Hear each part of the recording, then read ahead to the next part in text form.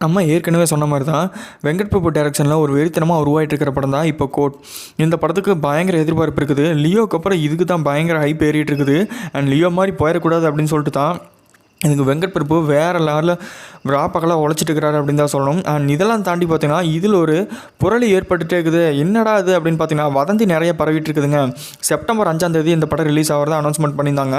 And September 5 கண்டிப்பாக அந்த படம் ரிலீஸ் ஆகாது அப்படிங்கிற மாதிரி நிறையா வதந்திகள் போயிட்டு இருந்துச்சு. இதுக்கெல்லாம் முற்றுப்புள்ளி வைக்கிற வகையில் நம்ம தயாரிப்பாளர் கல்பாத்திய சகோதரம் இருக்கிறாங்க பார்த்தீங்களா, அர்ச்சனா, அவங்க அஃபீஷியலாகவே பேஜில் அனௌன்ஸ்மெண்ட் பண்ணிக்கிறாங்க. என்னென்னு பார்த்தீங்கன்னா கோட் படம் செப்டம்பர் 5 சொன்ன டேட்டில் கண்டிப்பாக ரிலீஸ் ஆகுங்க.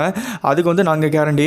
அதுக்காக தான் நாங்கள் 24 மணி நேரமே ராப்பகலாக தூங்காமல் உழைச்சிட்ருக்குறோம் அப்படிங்கிற மாதிரியும் சொல்லியிருப்பாரு.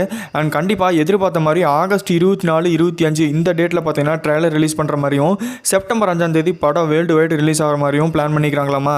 அண்ட் கண்டிப்பாக யாருமே இந்த மாதிரி வதந்திகளை பரப்பிட்டு இருக்காதீங்க அப்படிங்கிற மாதிரி சொல்லிக்கிறாங்க. இதை பற்றி உங்களோட கருத்துக்கள் என்ன அப்படிங்கிறத மறக்காமல் கமெண்ட்டில் சொல்லுங்கள். லைக் பண்ணுங்கள், ஷேர் பண்ணுங்கள், நம்ம சேனலை மறக்காமல் சப்ஸ்கிரைப் பண்ணிடுங்க.